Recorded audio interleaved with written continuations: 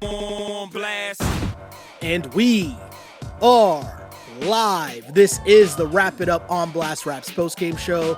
As always, my name is Sheldon Alexander, and this episode of Wrap It Up is brought to you by Clean Cuts Barbershop, 2013 Danforth Avenue in the East End of Toronto. Clean Cuts, the multicultural barbers that will always keep you fresh for any and all occasions. So go see Skip and the crew, and as a wise man once said, tell them that I sent ya. Check them out on Instagram at Clean Cuts Toronto or give them a call, 416-917-4833 to book your appointments now. Well, big win for the Toronto Raptors. I mean, it was an ugly game, but a win nonetheless, right? At the end of the day, you look at the score sheet and you come out on top, and that's what matters. Raptors win 122-104. Spicy P tying his career high with 44 points. Solid shooting night at 17 of 28 from the floor. Add in 10 rebounds, 5 of 10 from 3. Solid night from Spicy P. And I mean, could have went for 50, but your man's Chris Boucher's out here jacking up shots at the end of the game when Spicy's trying to get to 50. That's pretty funny.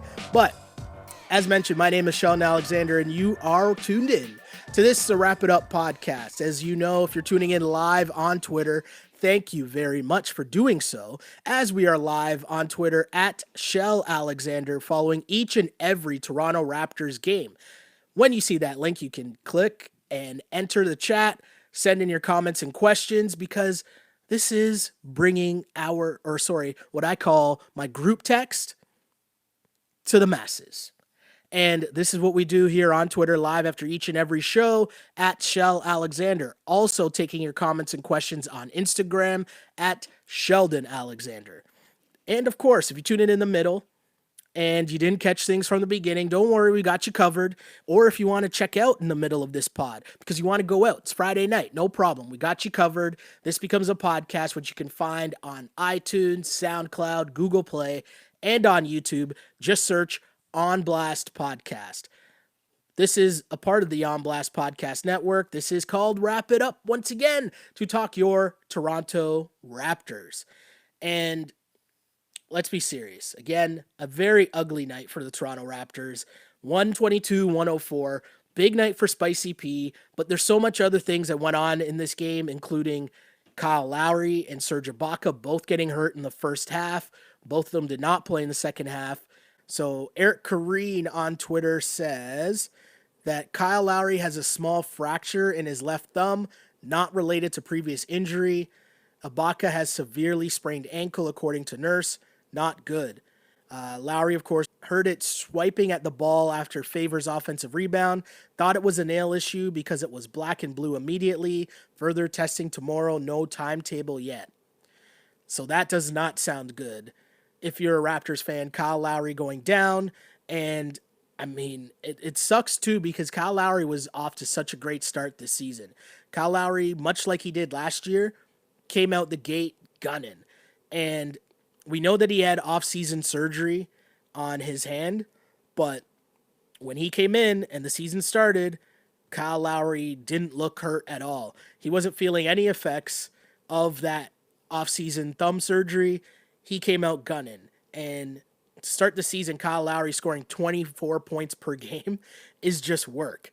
Averages, if you look at his regular season averages so far, as mentioned, 24 points, shooting 48% from the floor and 42%, basically 43% from three, giving you just below 7 assists per game, just below 5 rebounds a game. It was a great start to the season for Kyle Lowry. He already had a game of 36 points, 29 points. This is just not a good look for the Toronto Raptors. And now, if you're talking about Fred VanVleet being hobbled, things have just got a lot tougher. This back-to-back coming up just got a whole lot tougher for the Toronto Raptors. I'm going to ask you guys, though, what do you guys think in terms of Kyle Lowry's, how the Raptors will fare without Kyle Lowry in the lineup? I mean, at the end of the day, there's a lot of pressure on Fred VanVleet right now with Kyle Lowry in the lineup. Without Kyle Lowry, this could be some problems here. Like, you desperately need Kyle Lowry. You cannot survive this season without Kyle Lowry. And you know, as I've been saying, you know the injury from Kyle Lowry is going to come because that's just what happens at this stage of his career. More comments on Lowry. I want to get you guys' reaction to Kyle Lowry possibly going to be missing some time here. More comments here on Lowry. We need Lowry. There's a huge drop off at PG. Terrence Davis, I'm not convinced. Yeah, I mean, it's a lot to ask of Terrence Davis. You got to remember, right? This is an undrafted rookie. To plug him in right away and expect him to handle major minutes at point guard at this level? Wow. What, 7, 8 games into the season? That's a lot to ask. Pastor Wesley brings up a good point. McCaw's already out too. And he was the one who was supposed to take a lot of these minutes away from Kyle and Fred in terms of just having them rest. So I'm not really sure how that's going to go, but we're about to find out what Terrence Davis and Matt Thomas are made of, because those guys, and most importantly, Norman Powell. Like, this is where the Raptors really need Norman Powell. There's no more games. There's no more like, oh, Norm, this is cute. You're having a bad start to the season. Like, no.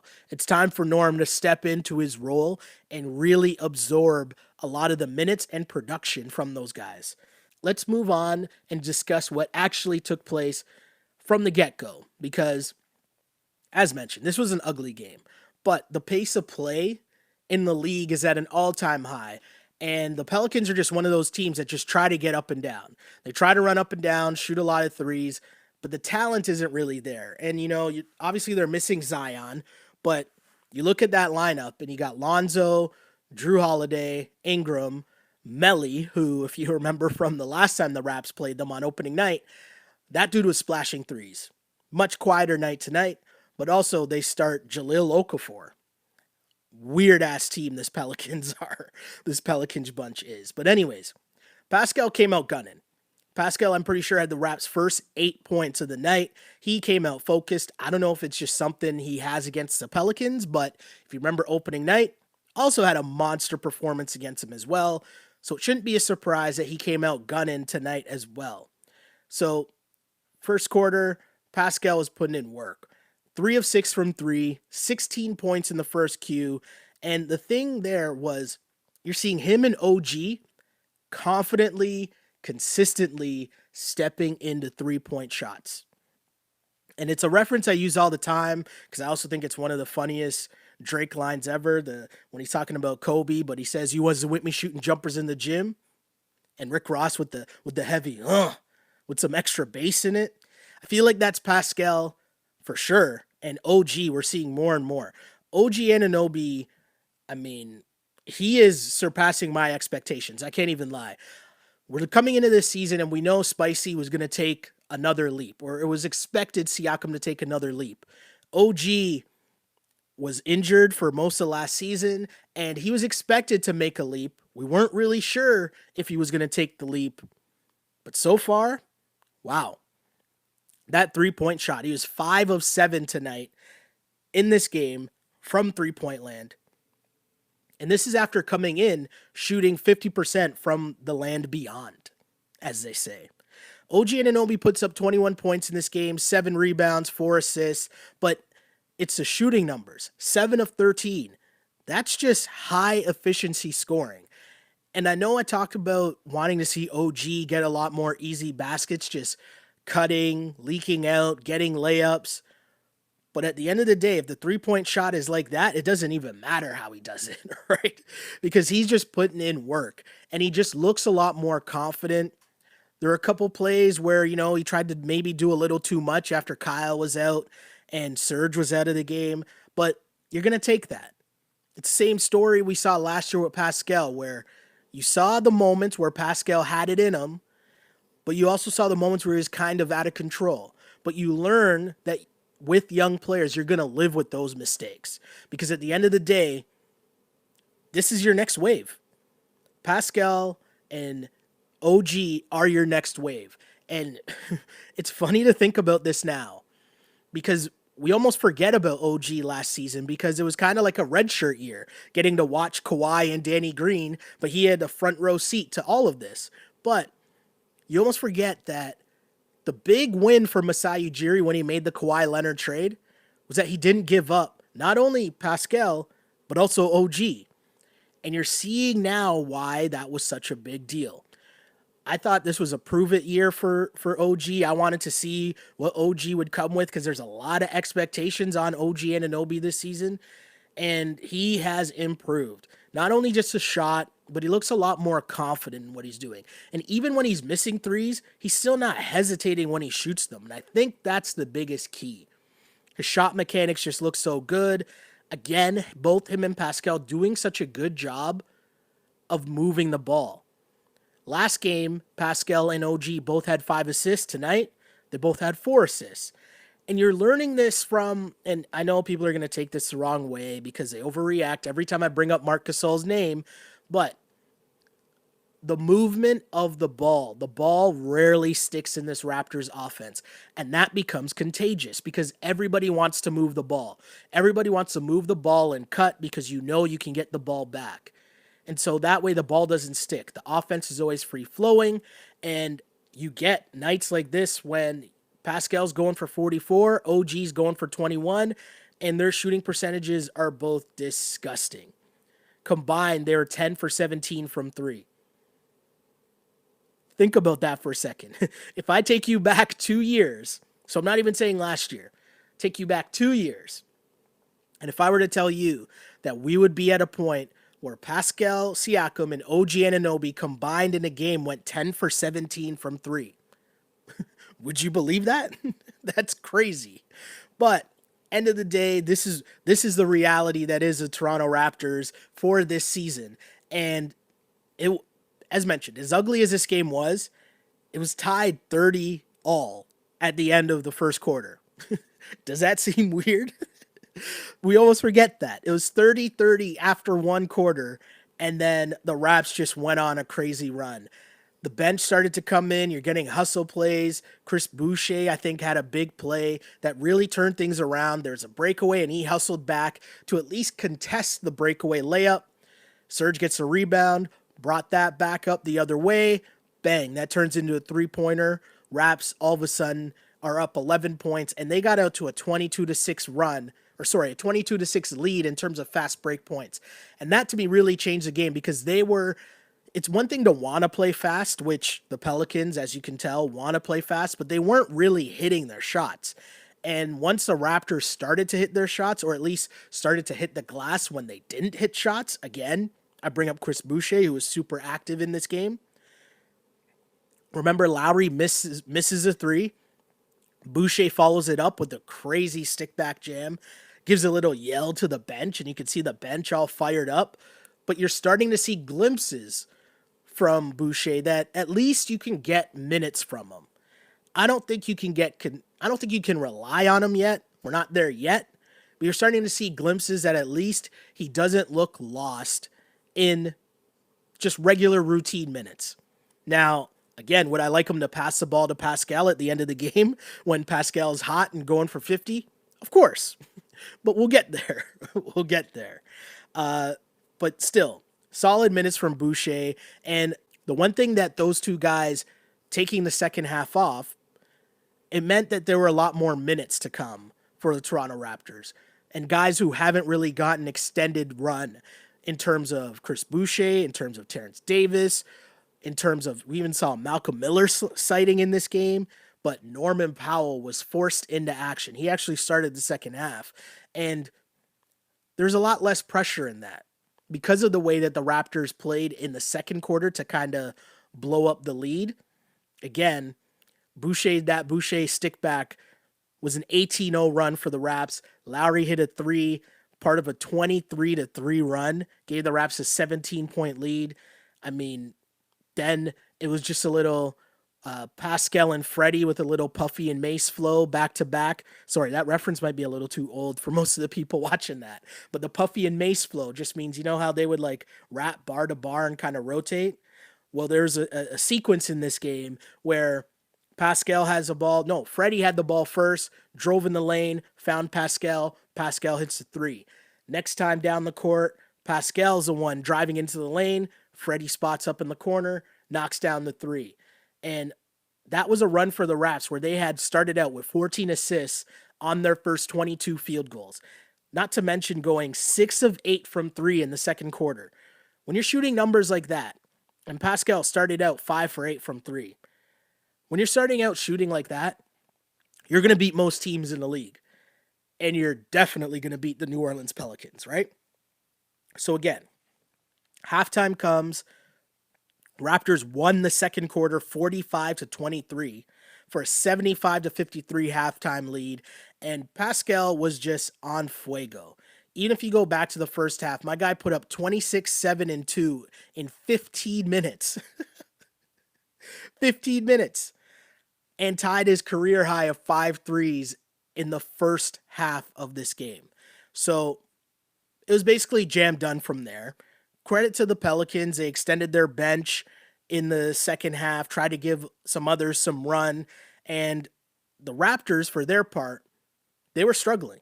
There's a moment there where the Raptors were struggling. And the Pelicans made a bit of a run. And they were led at one point by the Canadian kid, Toronto native, Nickeil Alexander-Walker, who my guy was just burying shots.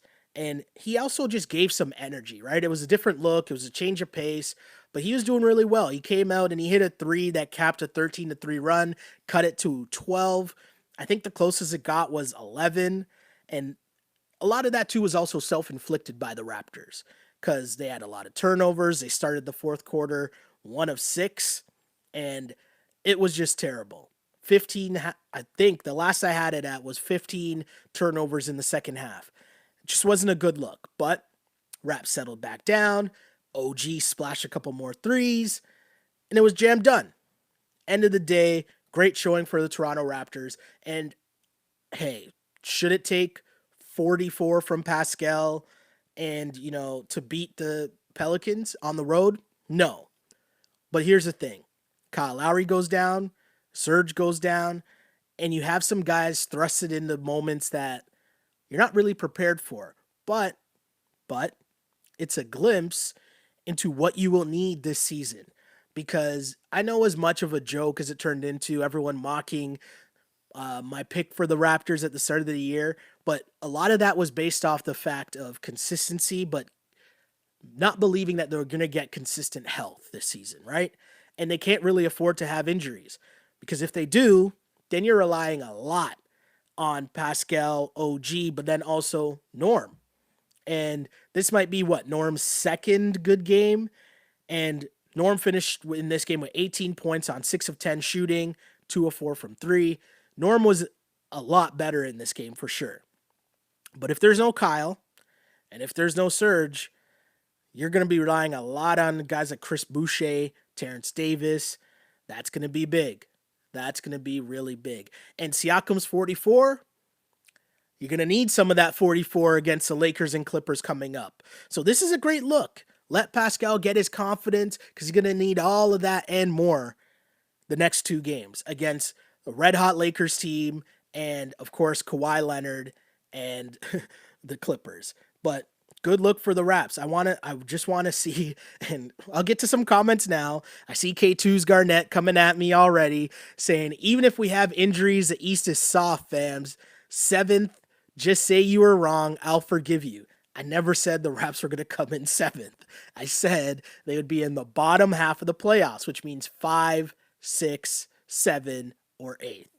And said somewhere in the 6 or 7 range, and you guys just took 7 and ran with it. But anyways, that's not the point. My point is, again, I'm fine with being wrong. I'm okay if I'm wrong. But health is going to be a major factor. And Fred VanVleet, I know people are bigging up Freddie.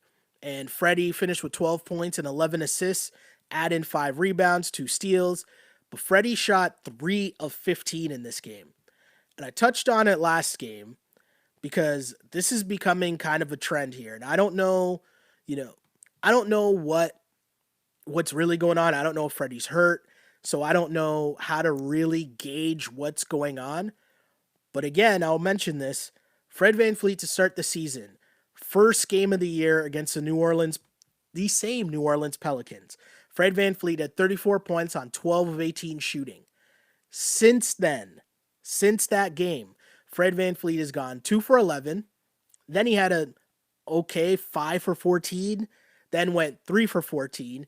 Then his second best game was 5 for 9 against the Pistons. But then after that, 2 for 10, 3 for 9, and then tonight 3 for 15.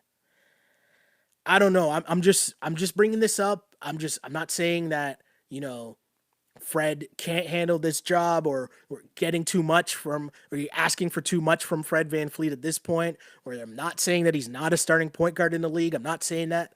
I don't know if it's his ankle. All I'm stating is the facts that Fred VanVleet, if you go through his shooting numbers this season, if you X out 2 games, the first game of the year against the Pelicans, and then the 5th game of the year against the Pistons, there's some ugly, ugly shooting numbers. And yeah, maybe he's hurt, and give him credit because he's gutting it out. And either way, one of the things I brought up was that, even if you're getting the 25 or whatever it is from Pascal, the mid 20s, you need Freddie and all those other dudes to be in the 12 to 15 range. Now, Freddie's shooting is not doing well, and he's not getting there at a nice clip, but he's still getting there. And you hope that it'll improve. You'll need it to improve against the better teams, and it'll be a great test to see what happens the next 2 games, or even just on this road trip, because that's a massive, massive test. But again, 3 for 15. The game before that, 3 for 9. The game before that, 2 for 10. Then again, X out the Detroit game, you're talking about 3 for 11, 5 for 14, 2 for 11. I don't know. We hope that it improves. And Freddie might be running into a problem here. Someone brings up in the chat, Freddie gets hacked every time he drives. It's not about scoring with him. He organizes the offense, and we are way more poised with him on the court. And he's a threat alone to shoot, and he spaces a court for Siakam. All those things are true.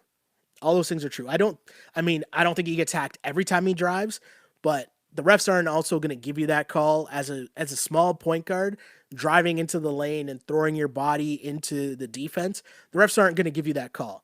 But at the end of the day, you're right. I still think he's doing a really good job of leading the team. His assist numbers are still really, really good. He's just under 7 assists, basically at 7 assists per game. He's doing a good job in leading the team. I like how he pushes the pace. I still think it's the right answer in terms of the Raptors starting lineup, having Kyle Lowry and Freddie both be the starters.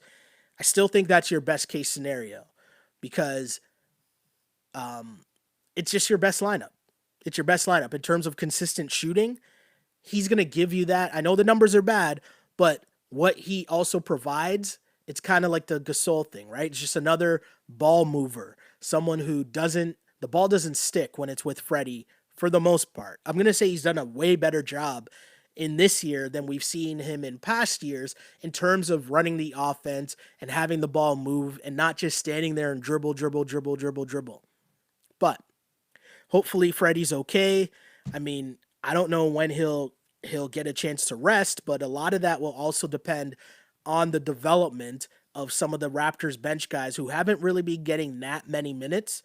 I thought I might see more time from Matt Thomas in this game, but between Matt Thomas and between Terrence Davis, those 2 guys got to really start stepping up, and more consistent minutes from Norm to ease some of the load off of Freddie. Freddie still played 36 minutes in this game, and Terrence Davis gave you 16 minutes, but he didn't get on the score sheet, didn't score. And I'm looking for Matt Thomas. Matt Thomas played 12 minutes in this game, hit 1 3. Those guys got to get more consistent minutes just to be more of a factor in terms of easing the load on those guys.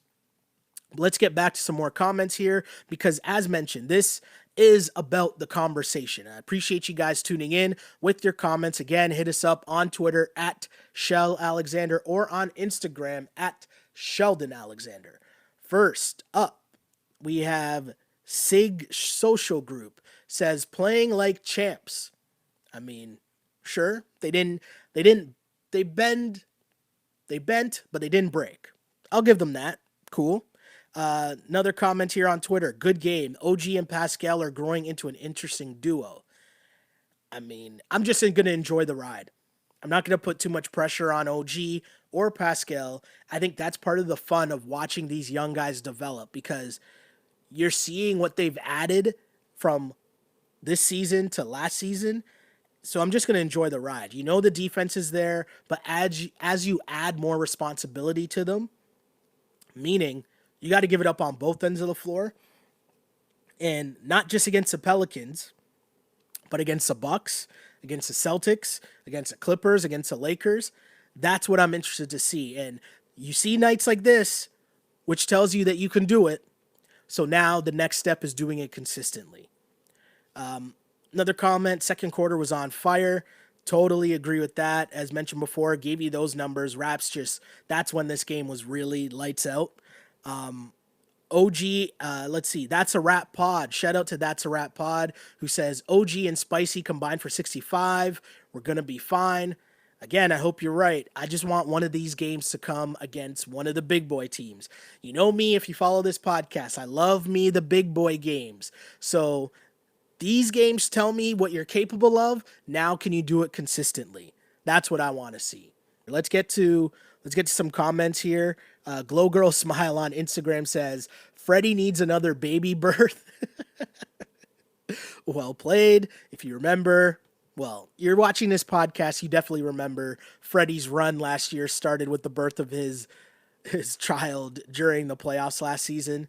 So, hey, I don't know, but this is tough because I mentioned Freddie's numbers and I mentioned how much he's been struggling since his first game of the season. And now, if you're telling me that Kyle Lowry's out and Freddie's been struggling, this is going to be tough. But again, I'm not saying this I'm not trying to be malicious. I'm just saying part of the reason why we talked about where the Raptors would be was because they needed to stay healthy. They can't deal with long-term injuries. They just can't. They're not built for that at this stage. Another comment here on Instagram says, Freddie must be hurt. He doesn't look right on offense. Discuss that. I mean, Freddie's gutting it out. He is. And going to just need more of that at this point. Or you're going to start seeing a lot of Terrence Davis. Pastor Wesley says, love Boucher's energy, even if it's misguided sometimes. That's true. I mean, one thing, you want someone to be active. I like his energy when he dunks and he's yelling at people. I'll take that. I like that. Not mad at that at all. Alex says, Fred needs to work on his finishing at the rim against bigger bodies. Yeah, that's definitely true, but it's also a tough skill to learn, man. I mean, at this point, I like that Freddie has really worked on his three-point shot, and I know he's in a shooting slump right now, but as mentioned earlier by someone in the chat, he still spaces the floor well because he's a threat. And hopefully the three-point shot comes back. Let's see. DJ Raymond says, not sure I would give Fred that long-term 4-year deal. I mean, you got time to figure that out, but basically that's what this season's about. It's a show me year. Bet on yourself, right? That's what this year is for Freddie. Diversified Youth says Fred VanVleet will be fine. Too early to overreact. Defense is nice, and he controls the offense right. Totally agree with that. Ragul says, I think OG needs to get more touches on offense when Siakam is on the bench. To be honest, I don't want to rush the development of OG. Where OG's at right now is perfect. Still work on getting easy baskets cutting and off your defense. And if you knock down those threes, more power to you. Keep knocking them down. But I don't think OG's at the stage yet when you're giving him the ball and telling him to create off the dribble. Not there yet. Got to slow that down. James checks in, telling me the Lowry fractured thumb news. That's tough. Very tough. Let's see what else is going on. No pressure on OG. He's a new Kawhi. Well played. Well played. I see what you did there. Let's see. Ragul says, other than AD, who from the Lakers will be able to guard Siakam? I mean, there's a guy named LeBron James who still plays on the Lakers. And I know that he's not the same LeBron James. And this whole hashtag washed king thing is going on. But he's still LeBron. I'm not saying he's going to lock down Siakam, but he also doesn't have to do it the whole game. And you said other than AD, as if like they couldn't just say, hey, AD, match Siakam's minutes. I don't know. Let's see. Someone else checks in and says, I feel like the Clippers are a tougher matchup. I think at this stage, with or without Kyle and Serge, I mean, even with those guys in the lineup, those were both tough matchups. And whichever one's tougher, I guess just because it's the second night of the back to back. I think they both present different struggles, if that makes sense. So the first night, I mean, Dwight Howard, the Lakers are playing a lot of minutes with Dwight Howard, AD, and LeBron in the front court. That's a lot of rebounding. That's a lot of size that the Raptors don't have.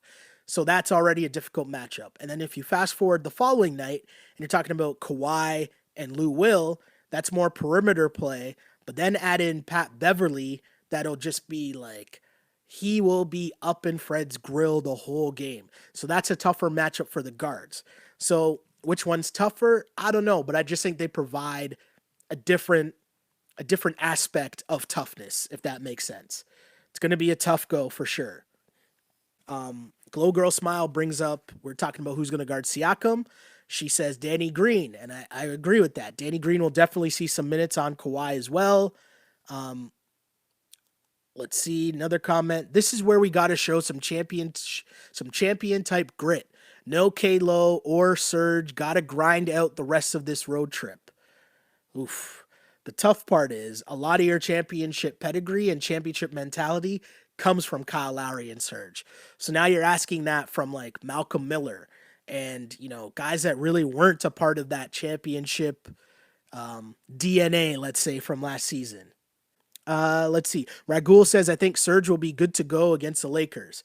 We're not sure, but I hope that's the case. I hope that's key because the Raptors cannot deal with having a long time without Serge Ibaka and Kyle Lowry. If Kyle's gone, I mean, Terrence Davis, welcome to the NBA.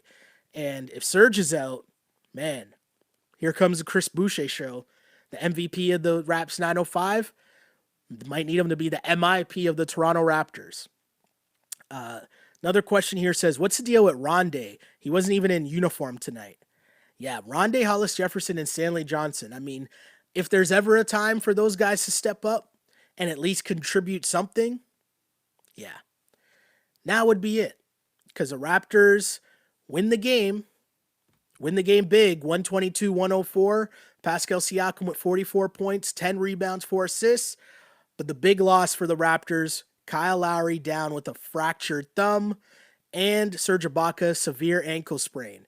So it's not good news for the Toronto Raptors overall. I think if you ask them, would you just get through this game and take an L, but you still have Kyle and Serge?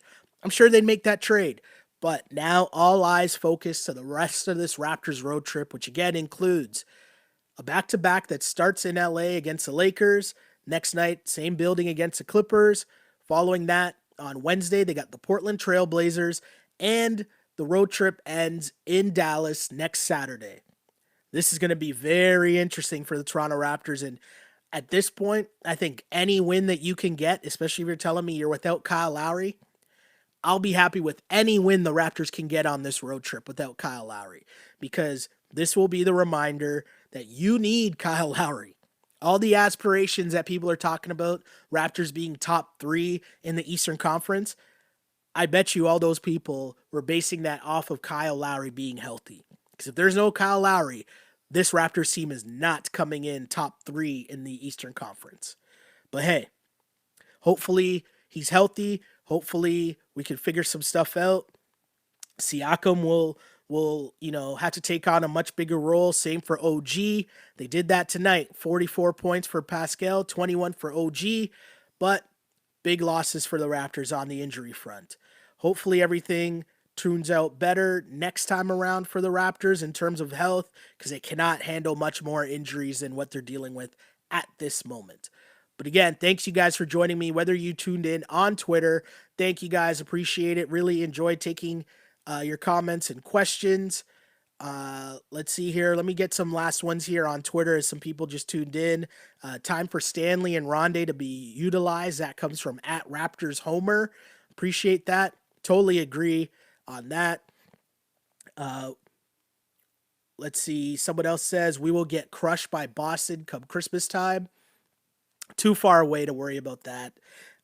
Austin says, I think losing Ibaka will be huge. We're thin at center. Yeah, I mean, just as big as Kyle, not having Serge is massive. Because you could even argue Serge was having a way better season than Marc Gasol was. And so to lose Serge Ibaka at this point, super tough. But hopefully this comment rings true. As the last comment says, in Nick Nurse we trust. Well, Nick Nurse, got a tough job ahead of you, man. Hopefully everything turns out well. And again, hopefully you guys, this turned out well for you, this Wrap It Up podcast, as we do live on Twitter after each and every Toronto Raptors game, live on Twitter at Shell Alexander. Really appreciate you guys tuning in and taking all your questions. Same thing goes for Instagram at Sheldon Alexander. Once again, if you ever miss the podcast or want to catch up with any of our other On Blast content, just tune in on iTunes, SoundCloud, Google Play, and on YouTube. Just search On Blast Podcast. You'll see the Wrap It Up podcast there, or my name, Sheldon Alexander. Thank you guys for tuning in. I'm here for you guys. Because this is a tough one. So we'll talk it through. I'll be here for you guys late night, Sunday night, the next Raptors game, and late night all next week. Because, I don't know, this road trip just got a whole lot tougher. But either way, guys, I'll be here for you on the Wrap It Up podcast because I used to pray for times like this to rhyme like this. This is the Wrap It Up on Blast Raps post-game show. As always, unpolished and unapologetic. Until next time, see ya. On Blast.